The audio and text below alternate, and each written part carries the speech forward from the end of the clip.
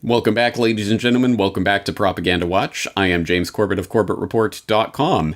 And this week we are going to be talking about, appropriately enough for a series entitled Propaganda Watch, the father of modern-day propaganda, the man who literally wrote the book, Propaganda, Edward Bernays. And I know that's a name that will need no introduction to my regular audience, as they will already be familiar with his life and work from my numerous previous reports on Bernays. But if you are unfamiliar with this name, I would humbly suggest you type the name Bernays, Bernays, into the Corbett Report search bar, and you'll find a number of reports that I've done on the man and his work in the past. Very long story short, Edward Bernays was the American nephew of Sigmund Freud and used Freud's psychoanalytical techniques and insights to hone his skills on shaping the public's understanding on a number of issues, mostly for his corporate clients, sometimes for his government clients. So this is a man well practiced in the art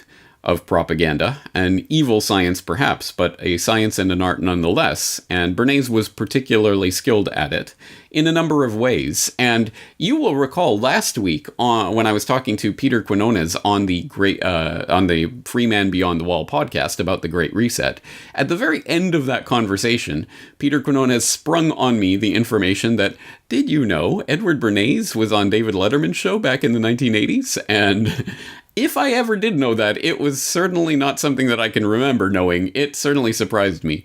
And so I did dig it up, and I included the little 30-second soundbite of that appearance in the show notes for that conversation. But a couple of helpful listeners pointed me in the direction of the full 8-minute segment of Edward Bernays on Letterman. And it's instructive in a number of ways. So I will, of course, include the link to that video in the show notes for this edition of Propaganda Watch. I would really suggest you go and watch the full clip. It's only 8 minutes, but it's, I think, an instructive 8 minutes for people who are interested in propaganda. We'll examine a few different passages from that video here today, but before we do so, might I suggest this is one of those videos that, you never know, I'm sure it's breaking some sort of copyright, or there could be some kind of claim on it, so if you are interested in preserving some of the texts in the digital library of Alexandria that is on fire at this moment, might I humbly suggest this particular video might be a candidate for you to flex your muscles that you are now learning how to use about how to save and download videos and other important documents to your hard drive so that you physically have access to them regardless of whether or not they are disappeared. I would humbly suggest this might be a candidate to include in your archive. So get to work. Now, let's take a look at just a few examples of interesting moments from this conversation. As I say, the entire conversation is worth watching, but there's a few things that jumped out at me, starting with something that Peter Quinones himself mentioned when he brought up this video on our conversation. He talked about the way that Bernays introduced himself at the beginning. Well, you're the father of public relations. What we're dealing with really is the concept that people will believe me more if you call me doctor. Oh, I see. So, Letterman asks him, a doctor of what? Explain this for people. And his response, people will believe me more if you call me doctor. Now, that's actually an interesting insight for more than just the surface level of the way that we would understand that. At first glance, what is happening here is essentially the old, if I put on the white cloak of the doctor priesthood, or if I get you to call me by that title, you will respect my authority more. And that is true, so far as it goes. But it actually speaks to, I think, a deeper part of the way that this propaganda is functioning, because we understand there is such thing as authority, earned authority on a subject. Someone who has spent their entire life studying and practicing a certain art or science will have a greater degree of authority on that subject than someone who's just read a book about it once. Trust me, I can wing it.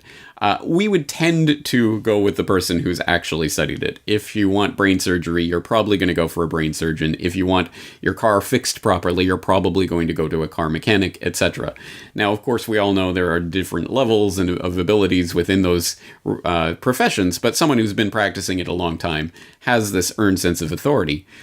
But Mr. Bernays can come along, and Call me Dr. Bernays, which is technically kind of true, as he goes on to state. That's a good idea. And actually, I am doctor because 2 universities gave me honorary degrees. Mm-hmm. All right.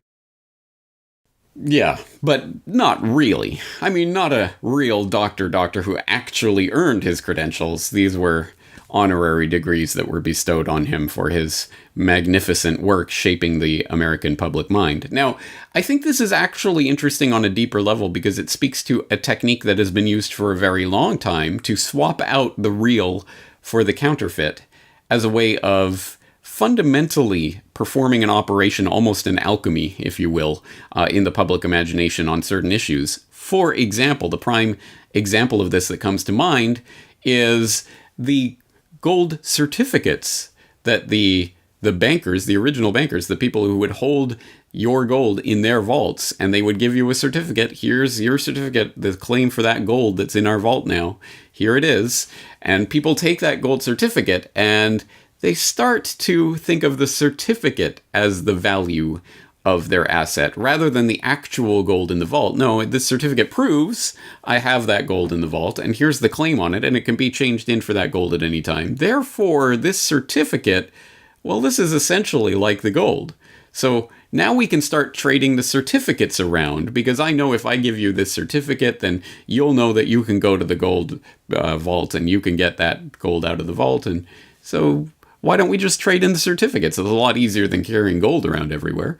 And by that operation, by that maneuver, the people who own the banks, the early iteration of the banks, understand, oh, the certificates are trading as money at this point, so we can issue more than we actually have in the bank. We only have so much gold, but we can issue more certificates, and as long as not everyone comes at the same time, well, it'll be okay. We'll never have to face the consequences of that. What could go wrong?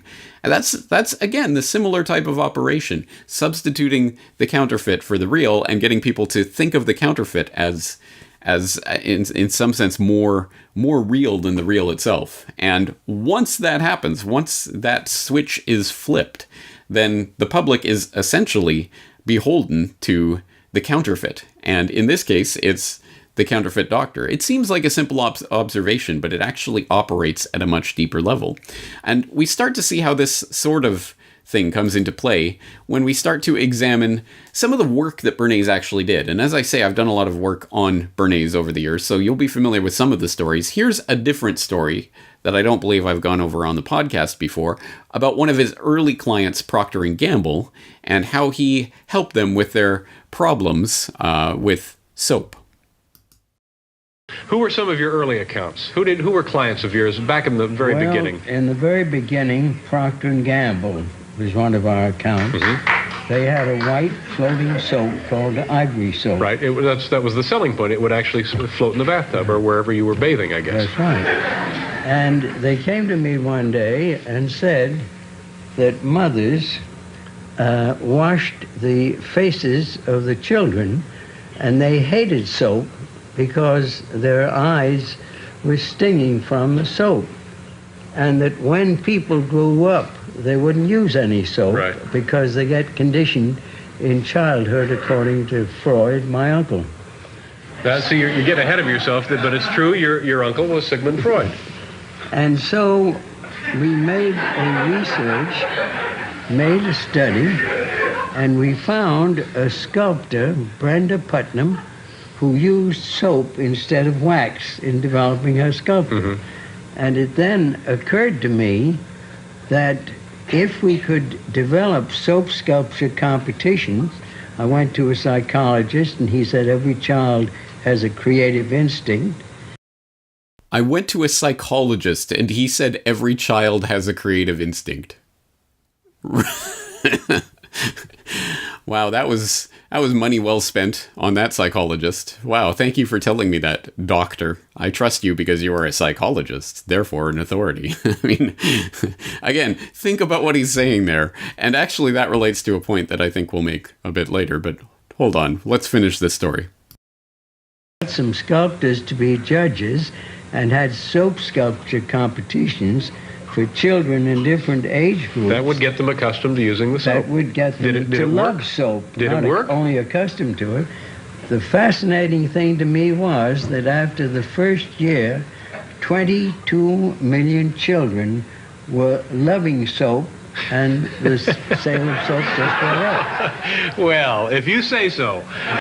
All right, an interesting story with an interesting payoff at the end there, but let's look over that a little bit, because it tells us some interesting things. First, let's look at the way actually that Edward Bernays described this story in Propaganda, because he does go into a little bit more depth on this story here, where on page 57, he talks about one of the most effective methods is the utilization of the group formation of modern society in order to spread ideas. An example of this is the nationwide competitions for sculpture in ivory soap, open to school children in certain age groups as well as professional sculptors. A sculptor of national reputation found ivory soap an excellent medium for sculpture.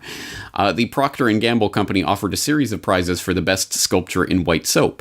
The contest was held under the auspices of the Art Center in New York City, an organization of high standing in the art world.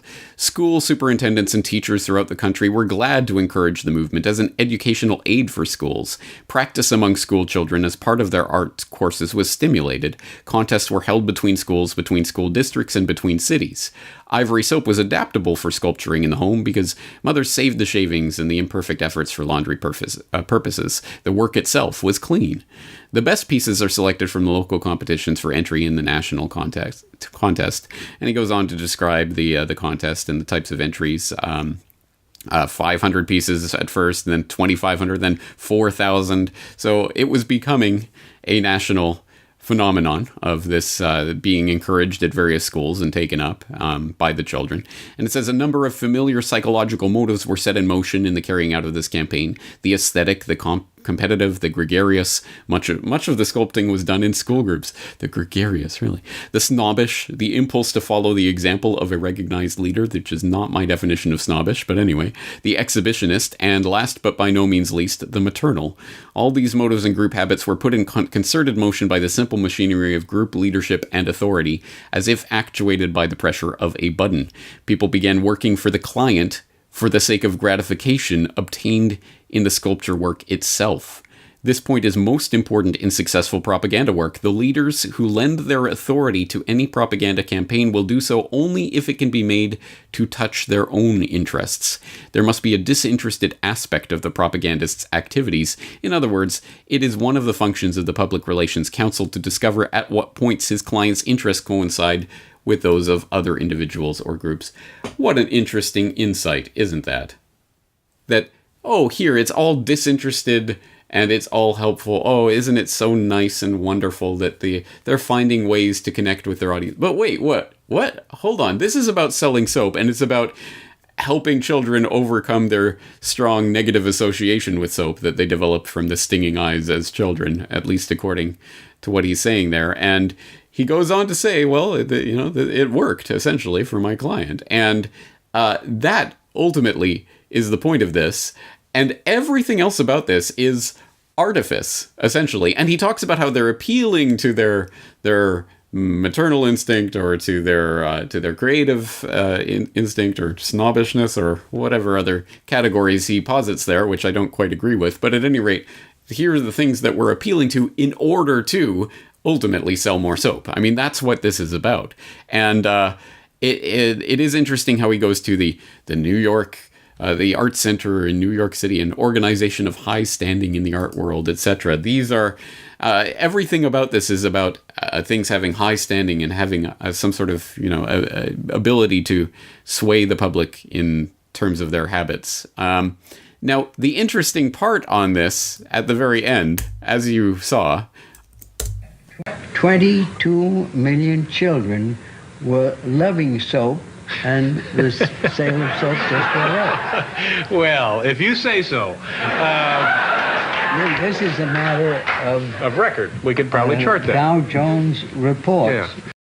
So, you will notice Letterman brings in the skepticism on that point. Really? 22 million children loving soap as the result of your psychological maneuver here? Is that true? Well, we can read the Dow Jones reports. So for Bernays, it's the bottom line is here. It's in the bottom line of the company, which is the only real metric for these types of campaigns, isn't it? But also, I think the Letterman skepticism there is actually healthy skepticism, because when you watch this full 8-minute clip and other interviews that I've seen and that Bernays has given over the years on video that are widely available, there are more in-depth ones about his life and work. I'll include a link to one of those so that you can go and explore that if you're interested. But when you hear him telling these stories, you do get a sense that this master of propaganda and PR was, to a certain extent, selling a product in these later interviews looking over his life and work. And that product was Edward Bernays. As in, I was such a great guy. Look at all these things that I did. And I made 22 million children love soap and all of this stuff that, really? Is that really true? You may have increased the bottom line for a soap company, but I'm not sure that's necessarily the same thing that you're positing here. I think you might be blowing your own horn a little too much. And I think there is a sense of that one of Bernays's, perhaps his most important product, was himself. He sold himself as this marketing genius and guru who doesn't seem to know what snobbish means and things like this. I don't know. I think that he is selling something, as if he's selling soap or toothpaste or something like that. It is Bernays himself and the myth of Bernays. So I think we have to be wary of that when we encounter types like Bernays, who have a vested interest, at least in this point. Essentially, what is he doing here? He's not selling for a company. He's selling for himself and cementing himself in the history books as the father of modern day propaganda. He's the creator of public relations as we know it, etc. Maybe he was in a bit of competition with Ivy Ledbetter Lee and people like that, so he wanted to put his name out there front and center. That's just something I will leave you with. But let's explore one other clip that I found funny, at any rate. Doctor, we're running out of time here, but I do want to show this photo. You mentioned your uncle, Sigmund Freud, and maybe we can get a shot of this. And I'd like you to come back at another time, and we'll talk more about public relations and also about your famous family. But pick yourself out of this photo, and also tell the people where Mr. Freud is. Well, Dr. Sigmund Freud is on the right. Right there. And he is traveling. That's you, isn't it? That's me there. And who's this guy right there? 10 years old. That's his brother. That's his brother. That's his brother. You were 10 years old. I was 10 years old. It was 1901. We have to, let me interrupt. We'll do a commercial. We'll be right back. We're coming back here. I don't know. I kind of love the irony of that this consummate salesman, the PR hack of the 20th century, was interrupted for a commercial break because he was getting a bit long-winded. Come on, man, this is TV. Let's make it snappy. I don't know. I just find that to be a humorous little moment given the context. Anyway, that's what we're going to go through today. As I say, go watch the full 8-minute clip. I think there's a number of different things in there that are interesting and to be pointed out. I hope you'll join me in that conversation at corbettreport.com, where I invite the members to log in and leave their thoughts on this full 8-minute clip. But as I say, if you're not familiar with Bernays and his work, I would suggest you watch The Century of the Self, the first part of The Century of the Self, at least, which I think is highly instructive and does cover Bernays' work. And I also suggest you look at some of the work that I've done on Adam Curtis as well, because I certainly don't take his work at face value, but there are some instructive and interesting elements in there. Anyway, that's going to do it for today.